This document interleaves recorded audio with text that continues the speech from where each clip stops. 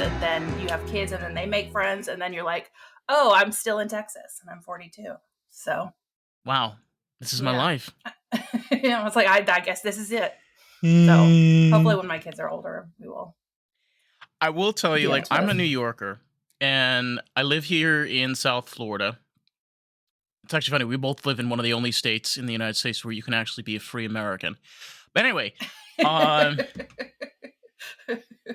true. Like the two best states of the U.S. I mean, it's kind of true. Like, you can do whatever the fuck you want to do in Texas and Florida. Like, no one cares. It's awesome. But as a New Yorker, like, I grew up there for over 20 years, and it's like I still am like a New Yorker in Florida. You know, I'm like, when people are nice to me, I'm like, what is wrong with you? Yeah. No, I get that. When I go to New York, I'm like, why is everyone so mean? It's because we don't trust anybody, you know? And it's like when you're nice to somebody, like, we start to ask questions. But the cool thing, though, is I feel that each environment that we're raised in gives us another tool to our basket. You know, I know that you're a writer and you've had your own journey, especially through your life. But I feel in many ways that Texas has a big part of it because that's where that journey took place and became a part of your life. That's true. You want to elaborate on that? Sure. Texas, man. Okay. Well, yay. It was interesting because I grew up in Amarillo, which is in the Panhandle, and near Oklahoma. Yeah, like the top little square part, cube, whatever that is. You know, it is very conservative and is very religious. Like every street corner has a gas station and a church. Like it's just that, you know, that's what I grew up in. And so everybody that I know that grew up in that area, everybody that moved away, most of them became liberal, became like the opposite of Amarillo. But then everyone that stayed like that. And so it's really fascinating because like we got out of that world and we're like, oh, this is not what the world is like, you know, that and I went from Amarillo to Austin, which is you know, there are a couple liberal little pockets in Texas, Austin being one of them. And so I was able to, like, I guess, open up my worldview a little bit. Yeah. But, you know, I think a lot of people view Texas as this horrible conservative state, and it is. There's terrible things our government is doing, but there are a lot of people who disagree with it here. Same thing in Florida. We have a horrible governor. His name is Ron DeSantis. I mean, he's such a terrible governor. He's the worst. The worst. And like people are like, oh my God, Ron DeSantis is it? I'm like, dude, I live here in South Florida, okay? We're in the blue bubble in Florida. A lot of the rest of Florida is shit. It's bad. Like even over here, it's like getting very expensive, very congested because nobody else wants to live anywhere else. They all want to come here or go to Naples or Fort Myers. You know, like where you're living, people are either going to San Antonio or Austin. Yeah. Or in some cases, people are going to Houston or Dallas. Like nobody wants to go to like what Corpus Christi or somewhere like that and have somebody going like, holy bejesus, you gotta have the Lord save you. Like, what the hell? You can't live a life. You can't be a free Muslim. You can't be a free Jew. You can't be a free Hindu. You can't think and be freely of yourself. It's just not possible. Yeah. So thankfully living in the big cities, I don't feel that oppression that often unless I start to really think about it. You know, when I have friends who have trans children. And then I think about, oh, what's their life like? How dangerous of a life they're living, or, you know, and I have daughters and I'm like, what if they get raped and get pregnant and they can't do anything about, you know, it's like, then I guess it hasn't hit me personally, I guess, all of that stuff. No, but it is there and it is terrible. But for you though, in a way is observance. Because thing about you is that when you're a writer, right, you have generally like a visual perspective where, you know, you're going through life and when you're writing, you have like information that you're putting together. you have this ability to observe these scenarios, these people living their lives, dealing with these situations, and you're able to like, wow, like that's how they're dealing with that situation, because of their Yeah. faith or because of their religion or whatever it may be. Right. Yeah. That is that is definitely what I do. Like been studying people my whole life because I've always felt different, and so I've always just been like watching people. Like, why do people do what they do? Because I've never felt like one of them. I've always just felt like over Right. here, and I'm just watching. Right. Yeah, it's kind of fascinating. Yeah, it is. I knew somebody. I grew up in a ultra Orthodox Jewish community in New Hmm. York. And not in the city. I grew up on upstate. It's called Muncie. And the type of I wasn't raised like the strictest part. I was raised Orthodox, but a lot of us that leave the community were very fucked up. And unfortunately, most of them that leave, they don't live normal lives. Yeah. But I remember there was one person that I met that she was trans, and she left the community and she started transitioning in her mid 20s. And the crazy part is, I met her 3 times and I had no idea she was trans until like the third time. And I was like, oh, cool. Okay. And like, I just walked away from that. I was like, great, you know? But it's like to that point where I could sit there with somebody that went through something that I went through and was not only able to pick themselves up, but was able to make their own life for themselves. Yeah, and they're able to like really own who they are, and like it's brave as it is, but then to come from an environment like that, yeah, she's a badass.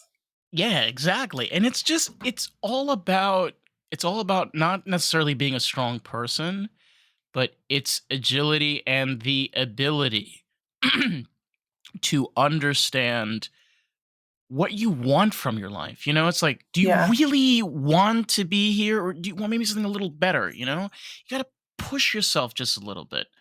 Yeah, I feel that. That's been something that's driven me my whole life. It's just like I want, and sometimes it feels unhealthy, but sometimes it doesn't. Sometimes it's great, but it's like I'm always like, well, how can I be just a little bit better?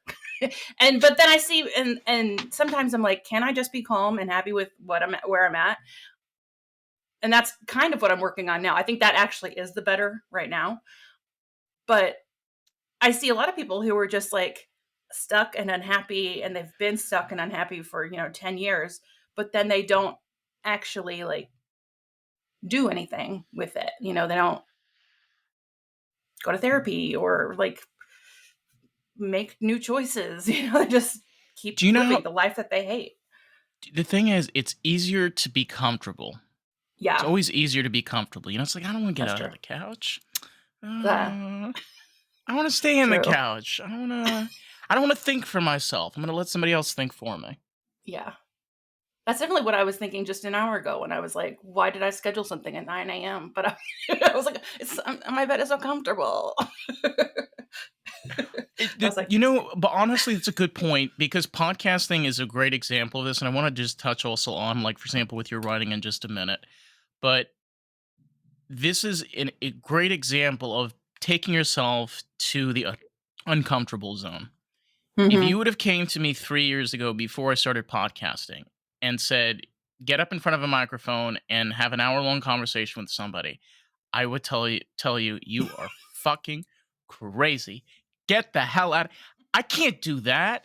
And I couldn't do it at the beginning. It took a while Yeah. until I was able to figure things out. It's the same thing where like takes a minute to get out of bed, to get your mind clear, and then like don't be hard on yourself. It's like one of those things where when you're doing like writing or you're doing podcasting or you're in that creative zone, it's a slow process. It's not a Mm-hmm. fucking, Sylvester Stallone movie, within an hour, like your life is great and amazing. Well, you know what I found too when I started doing things like podcasts, and especially when I started doing like videos on my website. At first it was so hard, and it was like the idea of being able to like put myself out there like that was terrifying. But then I would watch them back, And I would be like, hey, I'm not so bad after all. Look, I can like I always feel like I'm speaking a foreign language to people, like I said, I always felt different. And I always feel misunderstood by people. And so I just always assumed that when I'm talking, I'm not making sense because that's just what it feels like. And it turns Yeah, out I'm autistic, and that's uh, why. yeah, But I'm it's like, dyslexic, so you're preaching yeah. to the choir, honey. And I watch myself and I'm like, wait a minute, like I'm making sense and I'm actually really smart here and I'm maybe I'm good at this. And it was kind of, yeah, it's fascinating just, but to get over that vulnerability, and that still creeps in. I'm like, oh, I put something out there that was like really intense and really personal, but We no, I think I that's how on you help people. no, you're right. It really is a great way of helping people, and it's a really great way of like tying back to getting out of your comfort zone. Like I had last night, I do a segment with my best friend Carissa, and she had a really, really rough day. And I was like, honey, we got to do the podcast because I got to talk to Cindy tomorrow. And she's like, I'm so tired. I'm like, honey. And we did the episode, and like for the first 20 minutes, it was just a drag, because we were both just completely. But here's the thing, when I know you recently wrote a book, like when you're writing that book, I can tell you, like, especially when I'm reading a book, when you get to like the last 3 or 4 chapters, I'm like, oh my god, okay, all right, are we there yet? Hello, okay, all right, I want to know the ending. It's like, come Yeah. on. You can't sleep and you're staying up late. You Right. just got to finish it. Exactly. And it's always those last or 2 or 3 chapters. But then once you get into that, it just goes right by. And you're like, okay, I got this. I'm going to figure this out. I'm going to get through this. We managed to get through the hour, but it was an experience. Well, I'm glad y'all made it through. Oh, Usually I thank would you. just be like, no, I'm out. I'm not doing this Yeah. today. Yeah, I'm going to But put on my often it makes me headphones. feel better because actually, like a good conversation with someone, when it's not just small talk, is actually very energizing. If we were just small talking, I would be. Actually, I have found even when I'm very tired, sometimes just staying up and just talking with people or just jamming out, because if you can tell, I play guitar. Yeah, And I don't know, it's just like it's a way of like getting brain juice flowing. Is indeed. that is that is Yeah, that a good way of calling it? yeah, that makes complete sense to me. Brain juice flowing. Brain Yeah. juice. Okay. So, I mean, I've been talking about books, and I know that you're a writer, and I remember because we actually tried scheduling this interview several months ago, and I remember at that point you were telling me that you were working on one of your books and you were getting it published. Hmm. Do you want to elaborate on that? Yeah. So I'm actually So curious. yeah, I wrote a book. It came out October 31st, and it is called "Art is About Being Whole," a memoir. And obviously it's a memoir. And each chapter is an artwork that I interpret to also tell my story. So my life, I've been an art teacher, a museum educator, and I've been for the last 10 years running a business for art teachers, helping them connect their students to works of art. And so, but I've always had this like really intense passion for looking at art, and like more than just, I don't really care about learning about the history of it or all of that. I mean, I do care, but just not as much. It's more about like what it personally does for me and like the emotions it brings up and all of that. And so that's what I do in the book is I incorporate works of art, not as a way to teach about the works of art, but as a way to use them as a metaphor for whatever I'm going through. So like there's a chapter on shame and the shame I was experiencing at that time in my life. And I use a painting by Frida Kahlo, and it's called The Two Fridas, and there's two Fridas. One is kind of looks like she's in a lot of pain, and one looks more healthy, and they're like connected with a blood vessel. And so I use that as like sort of the shameful version of me, and the part of me that like is pulling myself along like out of that shame. And so each chapter, is like that. There's an artwork that I interpret, but by the end of it, I'm making my own art, and I include my own art in the book as well. because I started making art again since I hadn't made art in a really, really long time since I was a kid, and started about 2 years ago making art again. It, There's it, also it poetry in the book, so that happened too somehow. I hadn't written poetry since I was a kid either. Ooh, that's really cool. I Yeah. like that. I can relate to a certain degree. Like I'm an artist myself. I haven't really drawn or made anything in like 4 years. So this is like 2020. It's hard, you get into a certain place, but I think that's really cool though when you're able to make a piece of literature, like a book that not only represents art, but also represents poetry.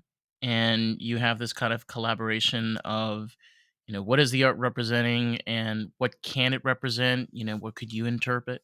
You're right. I'll be honest, I like to call art history bouge because whenever somebody's like, oh, that's a Van Gogh, I'm like, oh, okay.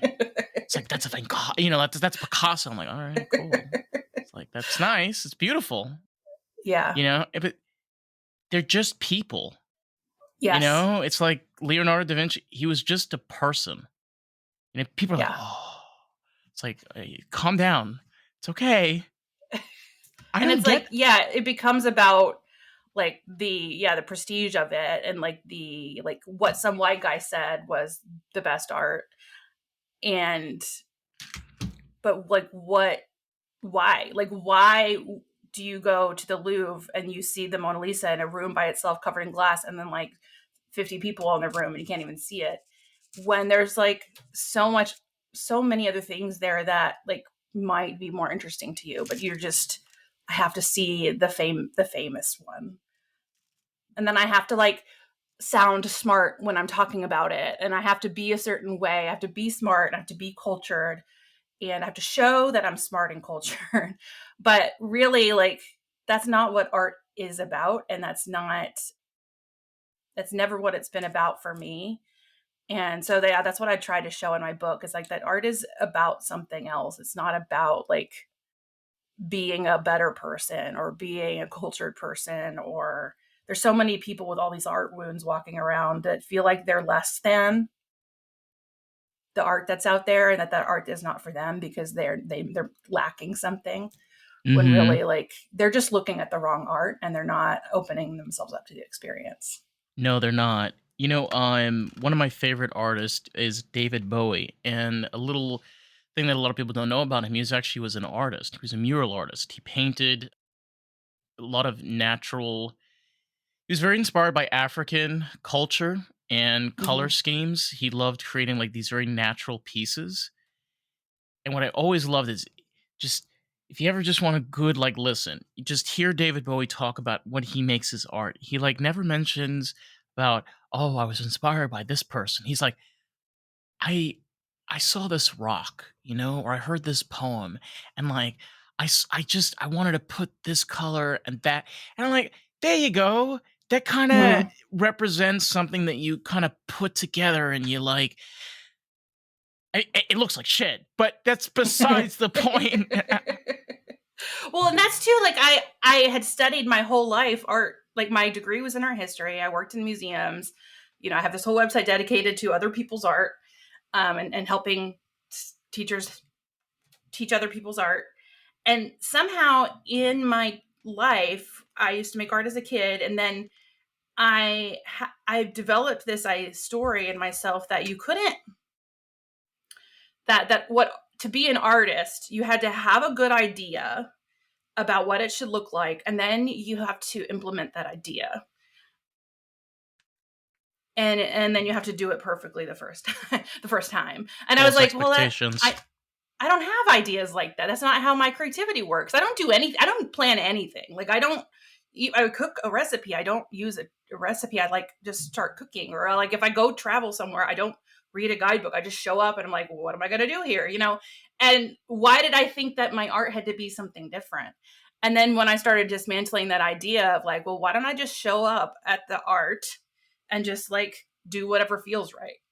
And turns out that's how I make art. And that's how probably most artists make art. They might start with an initial idea, but then they just kind of let it happen organically while they're making it. And so once I released that story of like what art had to be, that was really a game changer. And I was able to actually make art again and feel good about it. See, that is an example of, for a positive outlook. You were able to create something that you were proud of, even with your experience in the past, helping other artists and being a part of their experiences. But you were able to make something not only for yourself, but something that's interactive and intuitive and doesn't need one interpretation. I'm sure Yeah. if you had five people, at a book signing, right? And you ask them, what did they take from your book? I don't think you're going to get the same answer from each Oh yeah. person. Yeah. You're not. Have you ever read Big Magic by Elizabeth Gilbert? Maybe. Let me. Oh, it's so good. I've I'm. read it many. It's like one of those I've read multiple times. But I'm. she tells a story because Let me she see. wrote Eat, Pray, Love, that and that was like a blockbuster. And she tells a story of how someone came up to her and was just like, I left my husband after I read your book, after I read the story of such and such, and she was like, that was not in the book. Like, I did not write that. That story is not there. That didn't happen in my life. Like, this person had just totally added their own story into her book because they saw themselves in it so much that they just like remembered they read something that they Oh, I didn't know this. actually read, which is Yeah, I fascinating. know. I know this author. Oh, okay. Are you serious? They're just like, I'm gonna just type up a few extra pages. No, they just like remembered it that way. So, but I think that's what has been really exciting for me is because my book it's personal. It's a memoir. It's not like a self-help book or any, it's not anything like that. But I've gotten so many comments. They're like, I saw myself in it, and I learned about myself through it, and that is really exciting to me because, like I said, for most of my life, I have felt different, and for other people, like to read it and then see themselves in me, and like they felt different too, but then they found themselves in something that I created, and I think that's really my whole like what I've been trying to do. Like I think that's my whole reason for writing and reason for making art is to really anything I do is to like I just have this need to express myself, and it's just like I have to do it. And Do you know? Do you know why? This is my view. Do you know why artists exist in our universe? because they're human It's more than and that, humans have a need to connect with other humans. for sure. But I think also there's a, I think there's also a deeper layer to it where, just like the universe is constantly creating new Mm, planets, new stars, new solar yeah, systems, new galaxies. Creation is baked within this infinite universe that we live in. yeah, And I feel that the more we steer away from creativity, this is going to sound stupid, but a great example of it is go out and look at the cars on the road. yeah, It's the most boringest scene you've ever seen in your entire life. Everyone has a white Toyota Camry, a gray Toyota Sienna, a Honda Accord that's black.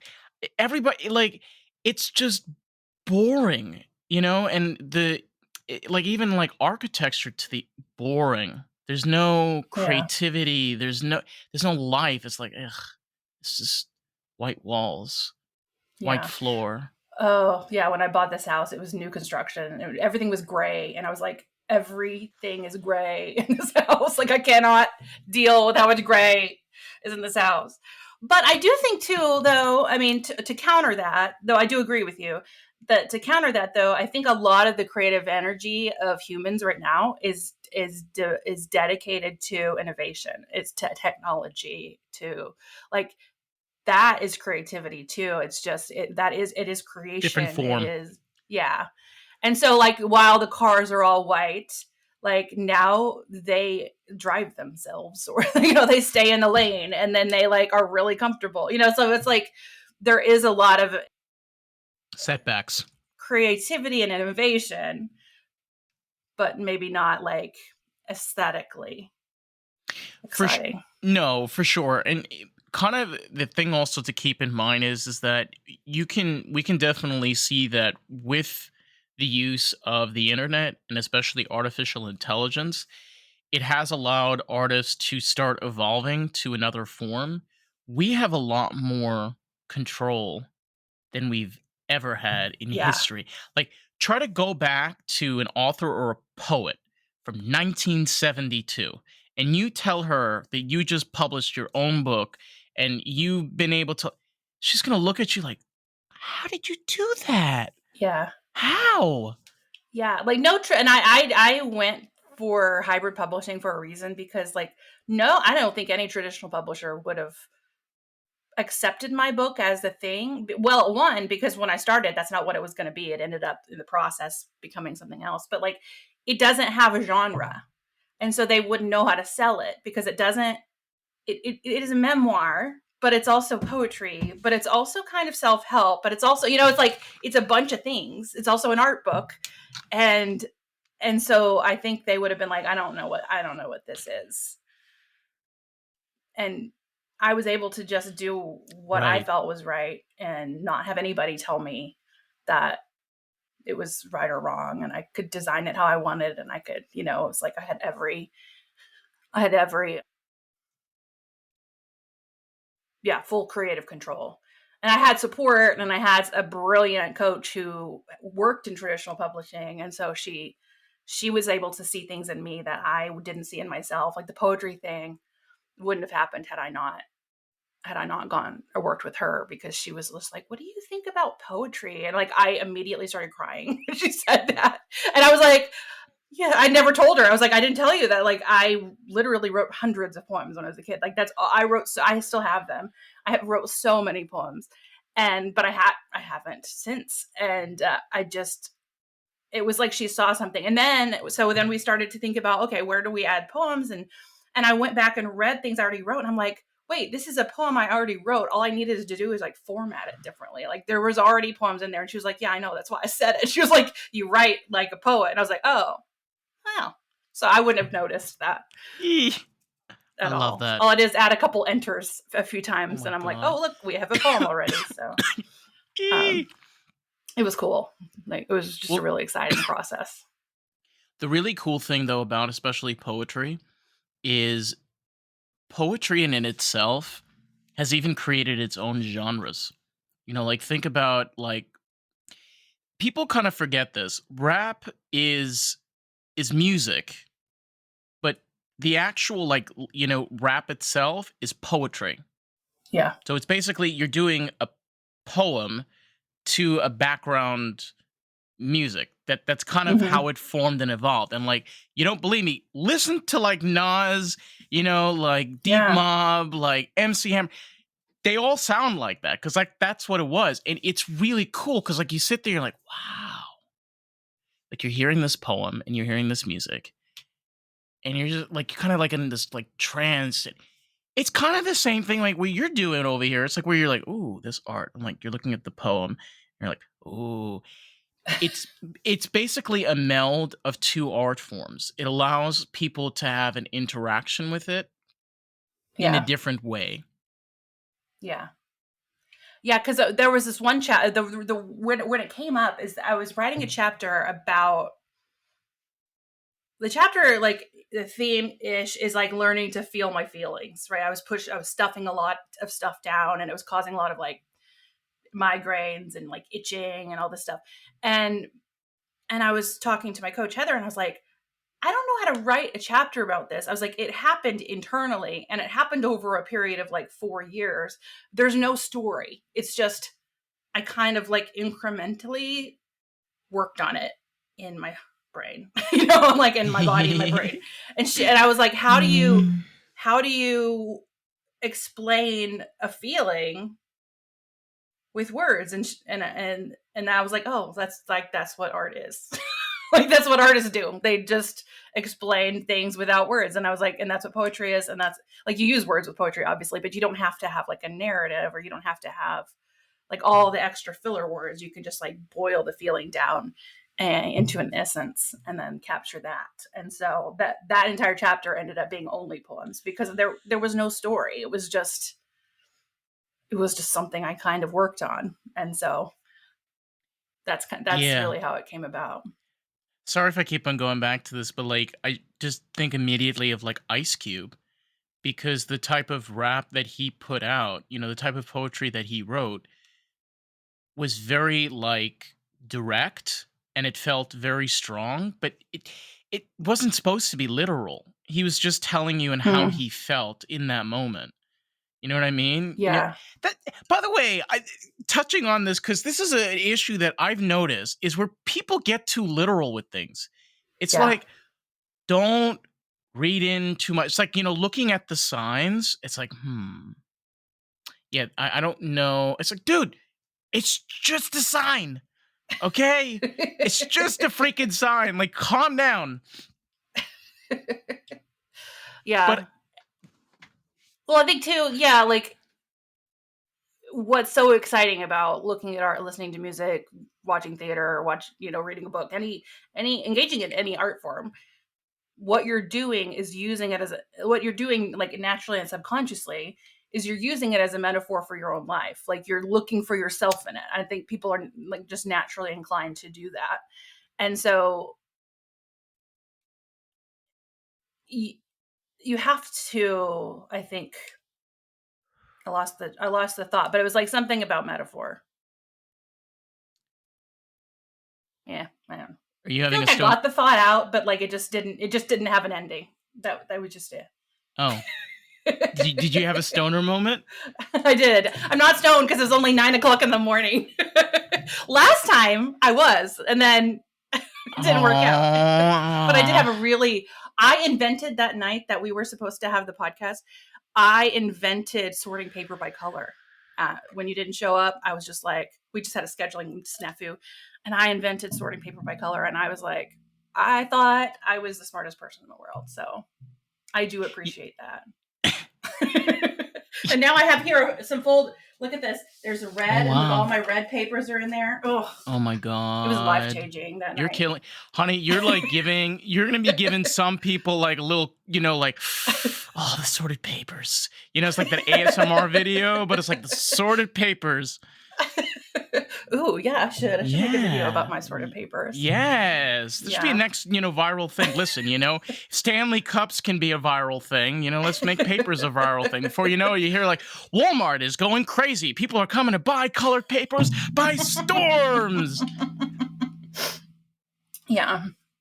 Yeah. Seriously, that's the world we're living in. You literally can just be like, here's a paper clip, and it's like it survived, I don't know, ants, it survived the ants.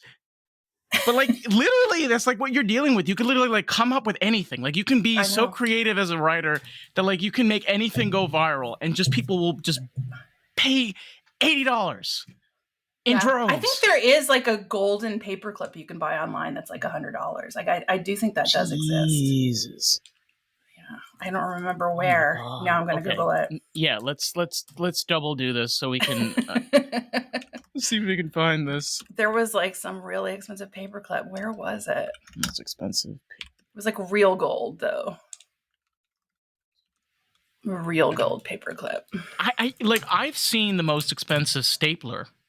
There was a stapler that I saw that was like made out of like sterling silver and like diamonds and like rubies.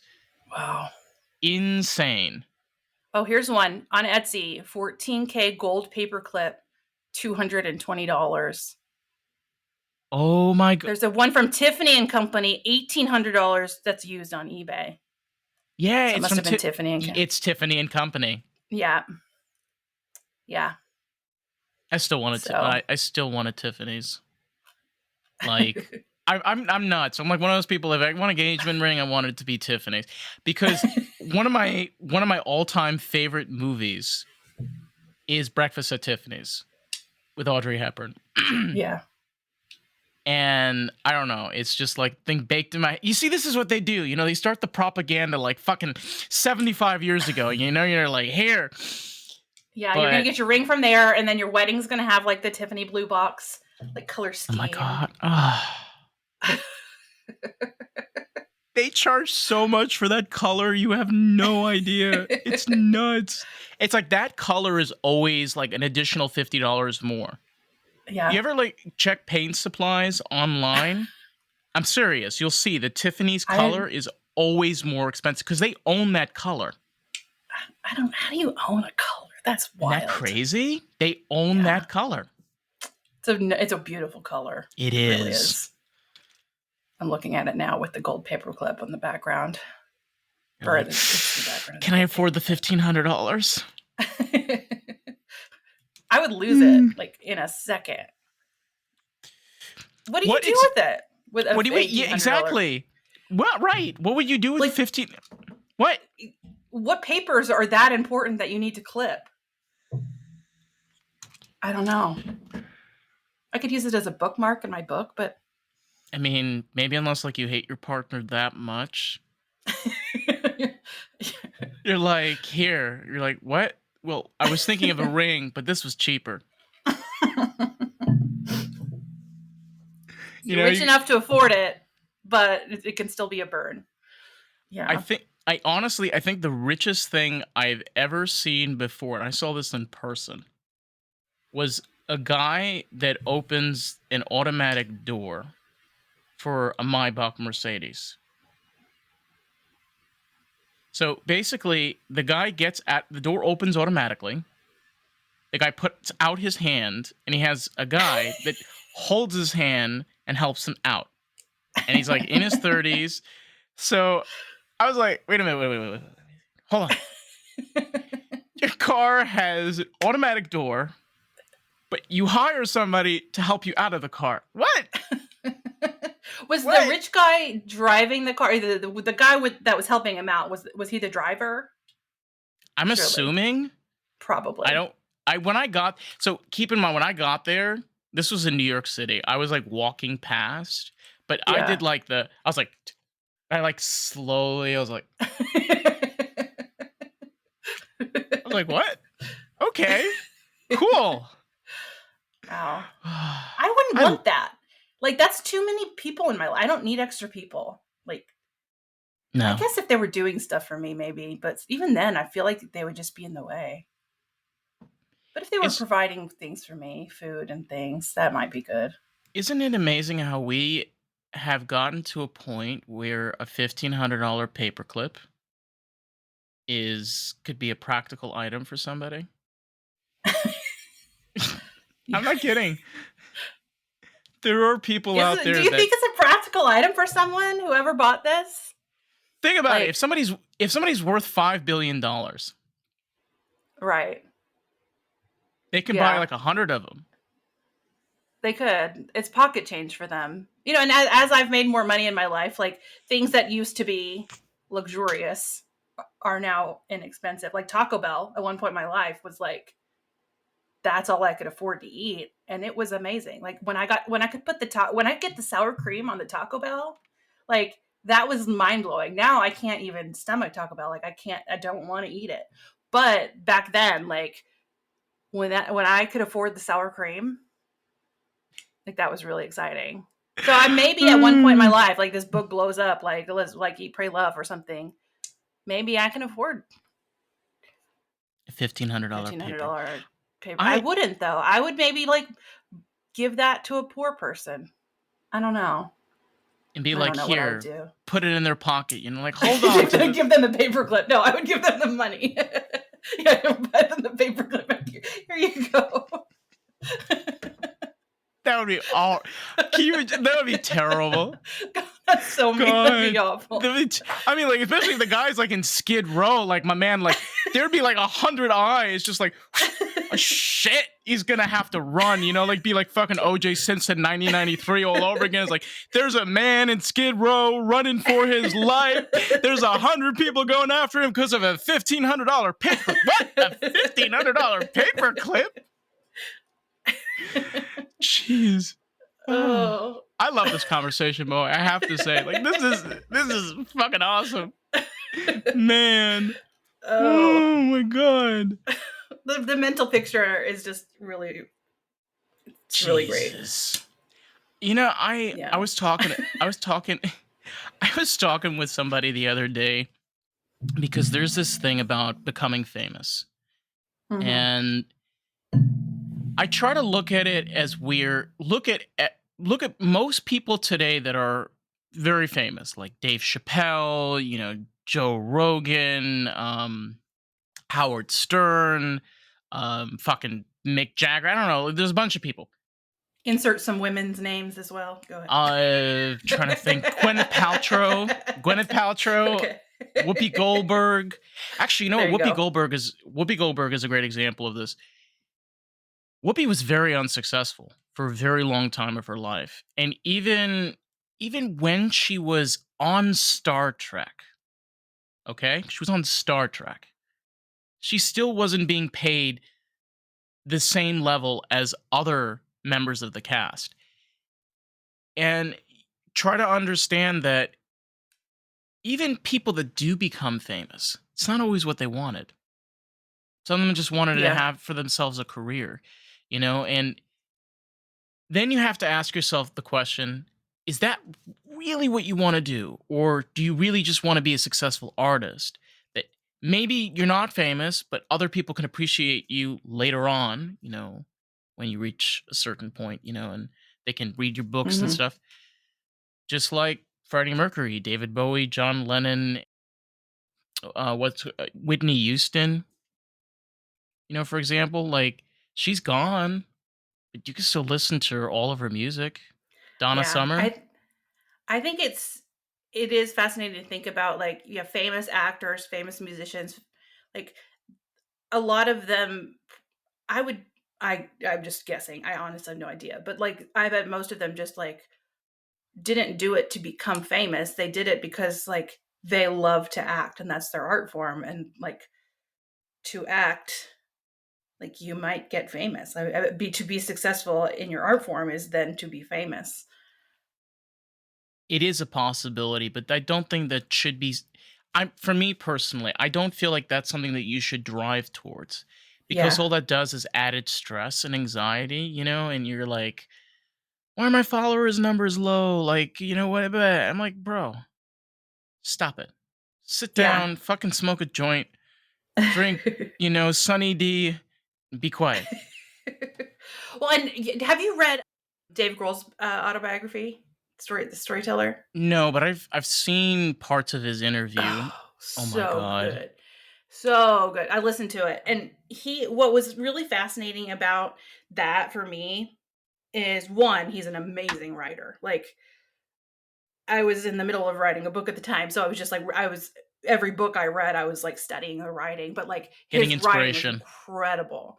But I saw myself in him in that, like, his desire was not it was not to be a famous musician. It was, he had it in his body and his soul and his mind to create art, to create music, and to tell stories with his music. And like, it was just in him, and it always was in him, and he just had this drive to do it.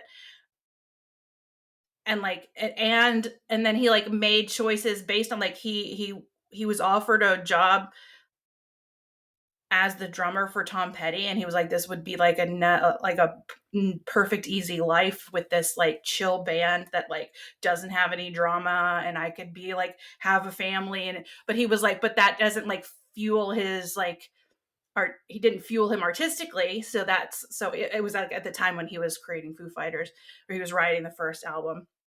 And I was like, he just he just has this desire to tell stories and make music. And that's what it felt like the book came from too. Like, I think it was during COVID that he wrote it, because it was, I guess he couldn't perform anymore.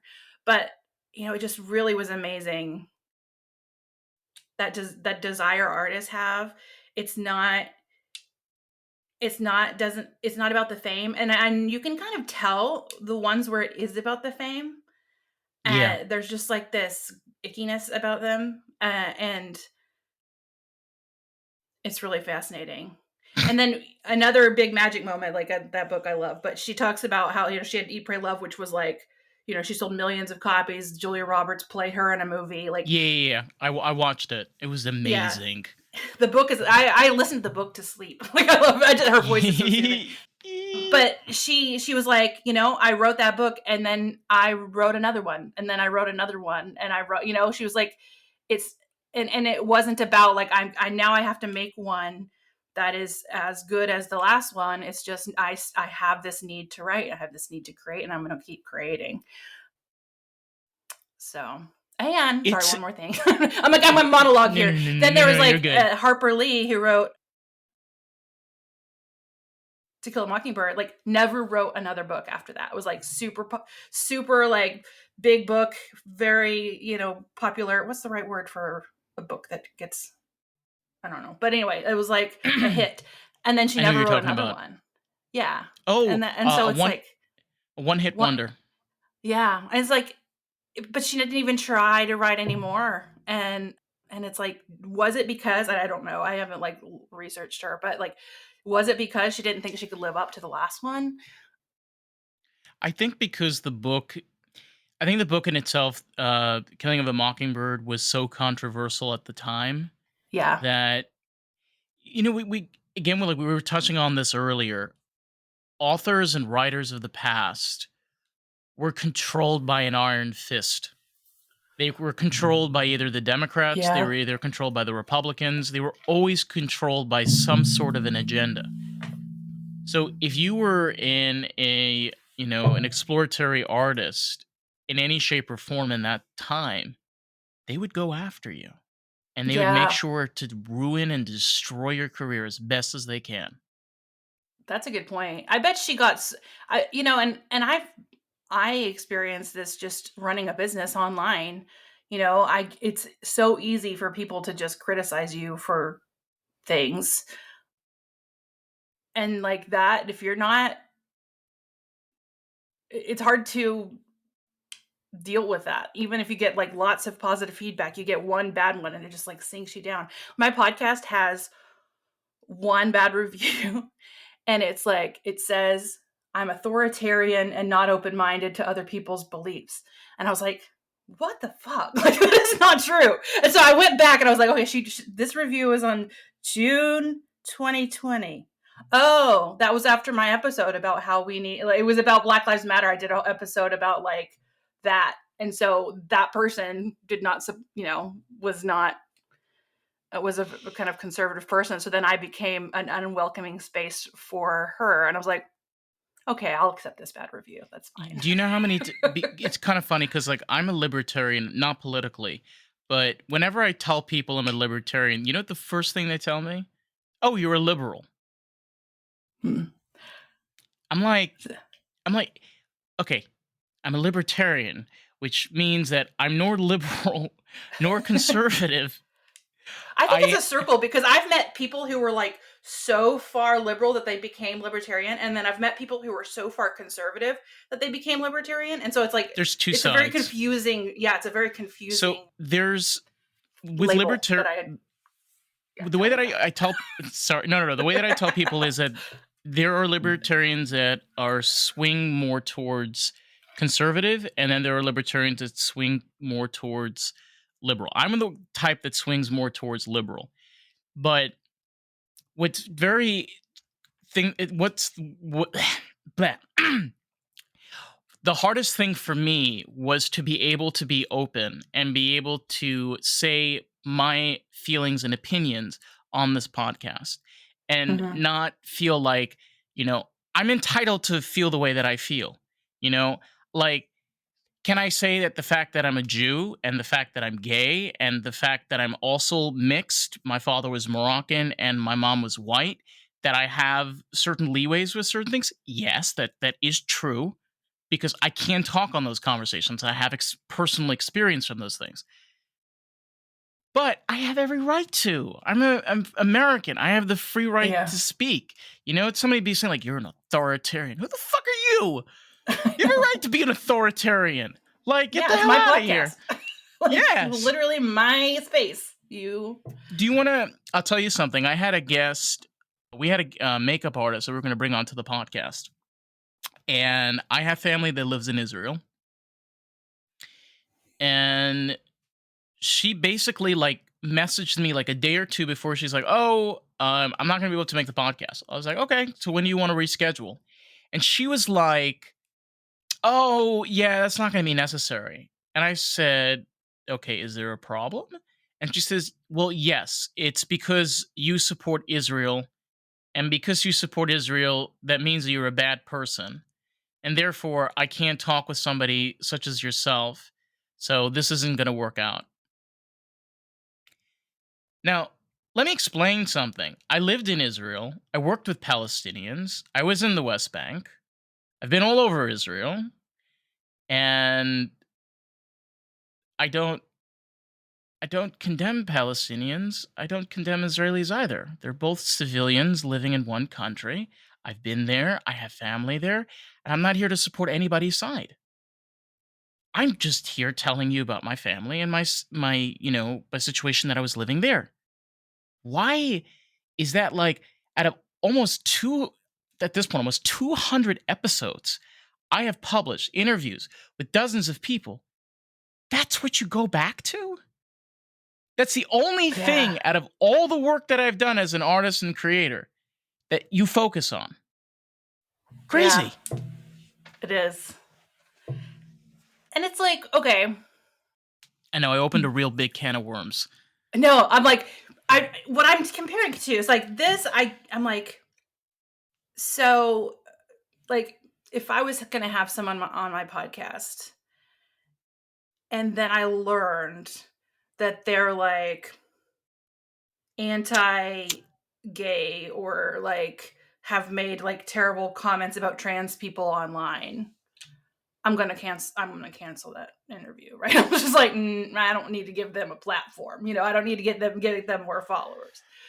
But I'm like, but in this case, it's different because it's like, it's, you have a real lived experience of it. Oh, that's fascinating.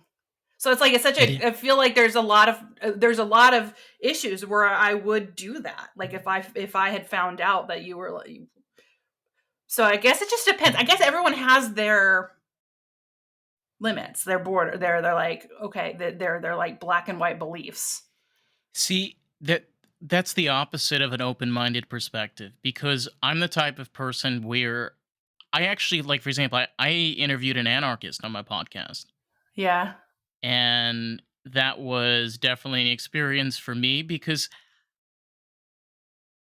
here's the thing, sometimes the most valuable conversations will be the people that you disagree with the most.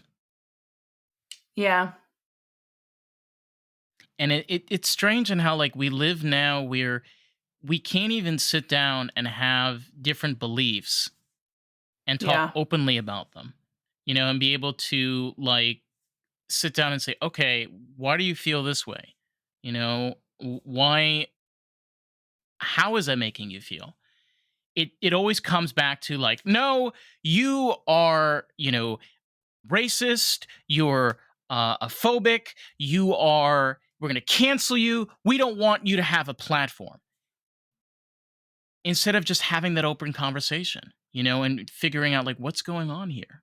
Why do you feel this way? Like why do you understand, like the history or the understanding or the philosophy? You know what I mean? I'm sorry. Yeah. I know this is very deep No, and I very love early a for the deep morning. conversation. I know. I'm like, no, this is the conversation I like to have. Yeah, that's a good point. I think too, though. I wonder too that it's like my my brain will find the words in just a second. To me, there are some issues that are basic. They're basic human rights things, and so like, okay, I'm not going to name particular You can if you want to. family members. But this particular family member is not going to be listening to this podcast. But, like an older member of my husband's family who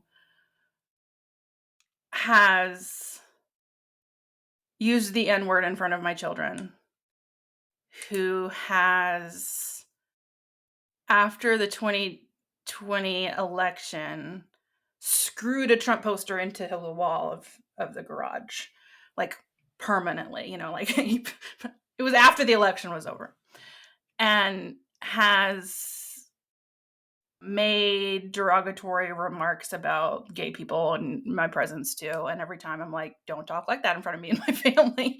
And I don't want to have a conversation with him about this. Like, I'm not going to change any minds. I don't believe it's a point of view worth entertaining. Because the thing is, you're dealing with somebody that's closed. For Yeah. example, if you're going to have a conversation with somebody from an opposite point of view, they have to be also open to be able Right. to hear what you're telling them. Yeah. I'll give you a great example. I work in a kitchen in a brewery, and I work with two people, even my boss, that are both Trump supporters. Me personally, I don't believe in presidential campaigns. I believe the whole thing is bullshit. But I'm one of those people that, I don't hate or love the guy because I don't work for him and I don't really know him. I can kind of give you my point on things that I've seen that he's done, such as Home Alone 2, which he was excellent in, by the way. But that's that's as far as it. But that's what I'm trying to say is that you can live again artistically, creatively. You can be around people of different beliefs and opinions than yourself. Yeah. If you're willing to be open. And again, this all comes back to that negative comment of you can't have that if it's open on both sides. It's just not how people work. Yeah. And that the person who canceled on you didn't realize that you are open and that you're willing to talk about it all. Because I have friends who have different political views than me, different religious beliefs, but we respect each other's beliefs and we can talk about them, and we can we can share, we can question them without it being an attack, or we can have conversations like that. But yeah, there are some people you can't do that with. So I think it's kind of like a protective mechanism too. Isn't it? I wanted to touch on this because you're talking about that family member, that was using derogatory terms. It's so interesting on how we're still at a point where race is still a conversation. Yeah. Try to understand even in the Latin community, okay, how is race even a question? It's hello, you all fucking moved to Florida, all right? Some of you are screwing other versions of Ecuadorians, people from Colombia, people from Venezuela. People just gotta understand we're all different colors of eggs in the basket. It's we're all, it's this whole, it drives me nuts. We're all diverse in culture. You're diverse in culture, even though you're, I don't know what your background is. You're Scandinavian, European. Yeah, I think it's Northern European. Okay. I did my 23andMe. Okay. But mostly Europe, Austria, Poland. But that is diverse culture. That is racial culture. That is what we are as people, is that we're different races, we're different ethnic backgrounds, we have different, this whole idea of okay, we gotta take you and put you on the top because you're Indian. Mm-hmm. What? Yeah, it doesn't make sense. My grandparents, both of my grandmothers on two sides. One is Polish. She was born there, and then the other one is Irish. They hated each other because I think it was the Irish one who hated the Polish one because she was Polish, and I was like, that's weird, but I don't know. But that's a great example of how far we've gone as people. It's we forget that we spent the entire 60s, 70s, and 80s getting away from segregation, getting away from this idea of we still have problems with minority communities. We still have problems Yeah. with crime and unsafe housing. These are still issues that we deal with. However, we are more diverse than we ever have before. And this Hmm. whole like equality of the race doesn't make any sense because you can be a really successful and creative artist and give over that diversity from your poetry or artist, and it doesn't matter who you are or your Polish or Irish background, Yeah. but My I had a situation. I run this program. It's called the Art Connection Circle, and we basically like I put up a work of art, and then we all kind of talk about it, interpret it, and talk about like how we see ourselves in it or whatever. And I had one person who joined the program who the painting was a Frida Kahlo painting, and Frida Kahlo was Mexican, but she was also a woman. She was also, she was also queer. She was also like, she had gone through a divorce. She'd gone through this like cheating husband. Like she all had these like life experiences. She reflects them in her art. But this she person died came in the young. program.